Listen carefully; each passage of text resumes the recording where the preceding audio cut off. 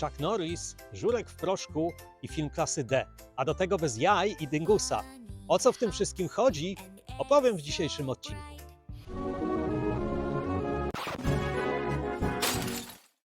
To, że Wielkanoc w UK wygląda inaczej niż w Polsce, to banał, o którym nawet nie ma co mówić. Dziś opowiem, jak ja spędzałem ten świąteczny czas na wyspach na przestrzeni lat. Mam kilka historii. Niektóre z nich zabawne, inne może troszkę mniej, ale wszystkie łączy jeden wątek, mianowicie święta na wyspach.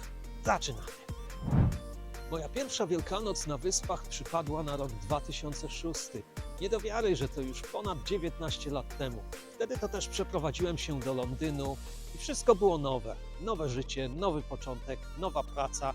Skoro mowa o pracy, to na szczęście miałem wtedy wolne w sobotę, niedzielę i poniedziałek. Siłą rzeczy te święta były ciutkę inne, choć nie do końca.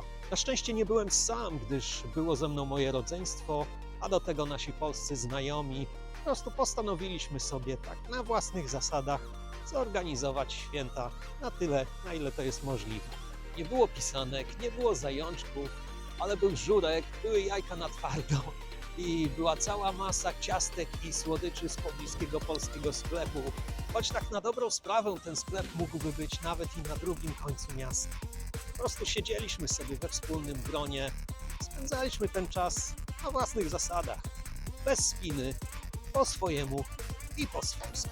W tamtym czasie internet jeszcze raczkował i oczywiście nie mieliśmy polskiej telewizji, natomiast były filmy na DVD i przede wszystkim masa dowcipów z internetu.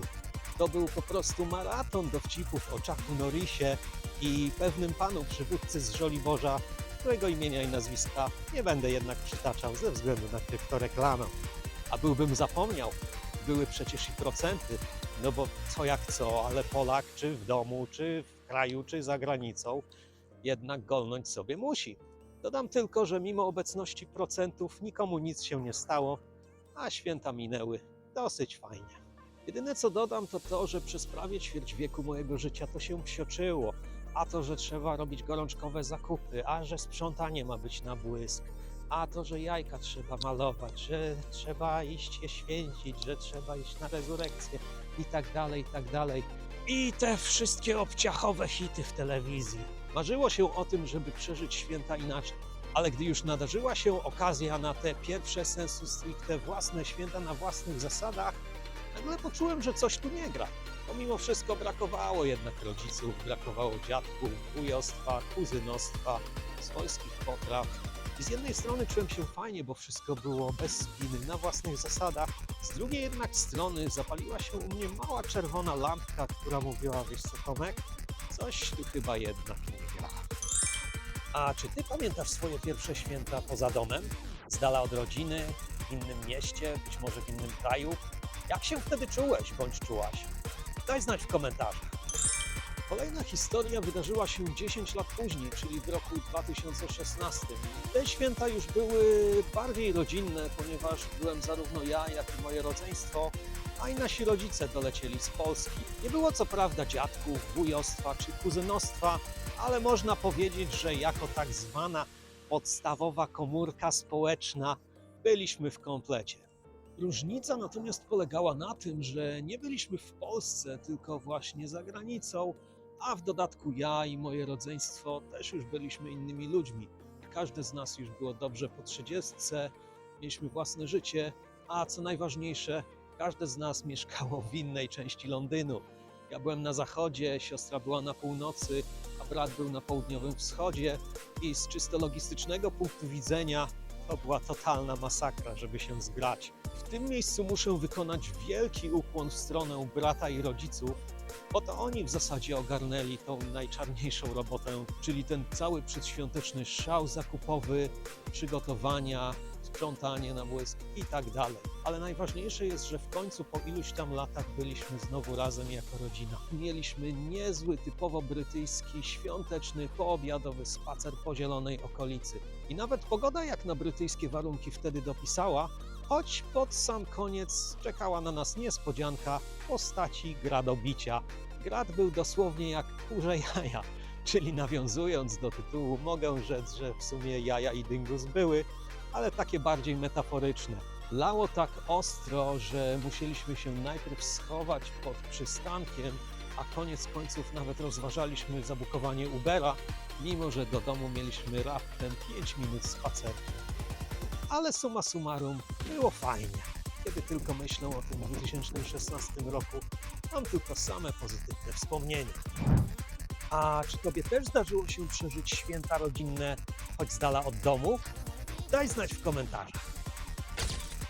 Dziś co prawda bez jaj, ale będzie mały sucharek. Już mówi się, że tonący brzytwy się chwyta, a Chuck Norris zdąży się jeszcze ogolić. A ty, jeśli do tej pory oglądasz mój filmik i dobrze się bawisz, zostaw swój ślad w komentarzach, a do tego daj łapę w górę, poza tym kliknij w suba i dzwoneczek, jeśli do tej pory ci się to nie udało, aby nie przegapić kolejnych produkcji z moim udziałem, a my jedziemy dalej. Kolejna historia. Rok 2020, czyli lockdown. I w zasadzie wszystko jasne. O jakichkolwiek spotkaniach rodzinnych nie było absolutnie mowy, bo przecież wszędzie zakazy, nakazy, maseczki, żele do dezynfekcji rąk i tak dalej, i tak dalej. Dla mnie osobiście ten okres był o tyle trudny, że przyplątał mi się uraz kolana, który wymagał operacji, a jak na domiar złego, parę tygodni później przyplątała mi się jeszcze zakrzepica. Być może był to błąd lekarski, ale to w tym momencie nie ma większego znaczenia. W tamtym czasie służba zdrowia miała dużo poważniejsze problemy niż jakiś tam blondasek w okularkach z zerwaną łąkotką. Skupmy się natomiast na świętach. Ponieważ moja partnerka nie jest Polką, mogłem co najwyżej zrobić żurek w proszku, ale ponieważ nie było białej kiełbasy, jako środek zastępczy posłużyła kiełbasa śląska i bockwurst z pobliskiego Lidla. Nie było jakiegoś takiego świątecznego klimatu, nastroju, bo za bardzo być nie mogło. Aż do jednego momentu. Otóż moja rodzina, a głównie kuzynostwo, moi rówieśnicy, zebraliśmy się na Messengerze i pomimo, że jesteśmy rozsiani po całym świecie, no przesadzam, ale sporo mojego kuzynostwa poza Polską mieszka jeszcze w innych krajach w Europie i w Stanach. Pomimo różnicy czasu udało nam się spotkać i przez 2 dni po kilka godzin solidnie sobie czatowaliśmy i choć na moment, czy powiedzmy na tych parę godzin zrobiło się fajnie, to jestem święcie przekonany, że każdy z nas miał wtedy poczucie, że mimo tych absurdalnych czasów nie jesteśmy sami. Na koniec dodam jeszcze jeden mały pozytywny bonusik, a mianowicie jedna z moich siostrzenic, jak się okazało, jest fizjoterapeutką.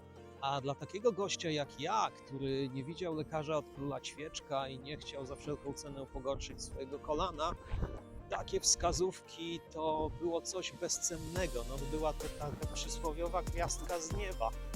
Bardzo ci za to dziękuję, pozdrawiam, jeśli mnie oglądasz. A jak wyglądały twoje święta w czasach, nazwijmy to, słusznie minionych? Daj znać w komentarzach. I ostatnia historia na dzisiaj. Tym razem cofniemy się do roku 2011, a ówczesne święta to tak naprawdę nie były święta. W tamtym czasie zaczynałem jako samozatrudniony i stawiałem swoje pierwsze kroki jako statysta w show biznesie i nagle nie wiadomo skąd pojawiła się propozycja, abym zagrał jedną z głównych ról w filmie pełnometrażowym. Brzmi poważnie, co nie? Ale spokojnie. Nie chcę robić z siebie drugiej Natalii Janoszek. To była produkcja bardzo niskobudżetowa, żeby nie powiedzieć zerobudżetowa, a obsada i ekipa, która brała w tym projekcie udział, to również nie była ani hollywoodzka, ani tym bardziej brytyjska czołówka. Aby wziąć udział w tym filmie, przeniosłem się na 2 tygodnie do Nottingham, a tak się złożyło, że termin zdjęciowy idealnie pokrywał się z Wielkanocą. Czyli reasumując, ja wtedy nie dość, że byłem bez rodziny w obcym kraju, to w dodatku jeszcze byłem w obcym mieście i ten okres wielkanocny spędzałem w wynajętym domku z zupełnie obcymi ludźmi. Oczywiście o jakiejkolwiek tradycji nie mogło być mowy. Zamiast żurku czy białej kiełbasy to mieliśmy co najwyżej ziemniaki w mundurkach i pizzę. Ale najlepsze w tej całej historii było to, że podczas jednego z normalnych dni zdjęciowych, czyli w Wielką Niedzielę, pojawił się element świąteczny, a konkretnie mówiąc jaja, a jeszcze konkretniej pamiętam, że byliśmy gdzieś na mieście w plenerze, byliśmy gotowi, kamera już miała ruszyć, gdy nagle okazuje się, że brakuje jednego aktora do jakiejś dosyć ważnej sceny. No dramat można by rzec i co się dzieje? Reżyser zaczepia jakiegoś przygodnego przechodnia, który akurat szedł sobie ulicą. Taki typowy gość, locals, w dresie, totalnie wyluzowany. I żeby było śmiesznie, zgodził się. To właśnie dzięki temu gościowi cała scena została uratowana. Natomiast jeśli chodzi o cały film, najlepszym stwierdzeniem byłoby to, że po prostu jakoś tam się odbył. To znaczy, słyszałem, że nawet go dokończyli po moim wyjeździe z Nottingham i podobno nawet gdzieś został pokazany na jakimś lokalnym festiwalu, ale ogólnie słuch o nim zaginął. Natomiast morał z tej całej historii, przynajmniej dla mnie, można by skwitować jednym staropolskim powiedzeniem: niedzielna praca, błano się obraca. I mam nadzieję, że YouTube mi tego nie zdejmie. A czy tobie też zdarzyło się kiedykolwiek przeżyć święta, nazwijmy to, poza wszelkimi schematami? A jeśli tak, podziel się swoją opinią w komentarzach. Podobno są dwa takie bardzo wyświechtane frazesy, mianowicie pierwszy, że rodzina to jest siła, a drugi to, że pamiętaj, aby dzień święty święcić. I może ja nie jestem jakoś tam przesadnie religijny, ale jedno wiem na pewno: już nigdy w życiu nie będę pracował w niedzielę, a to, że rodzina to naprawdę siła, a nie jakiś tam wyświetlany frazes, ja akurat przekonałem się w dosyć ekstremalnych okolicznościach. I to by było na tyle. Dzięki bardzo za oglądanie całego odcinka.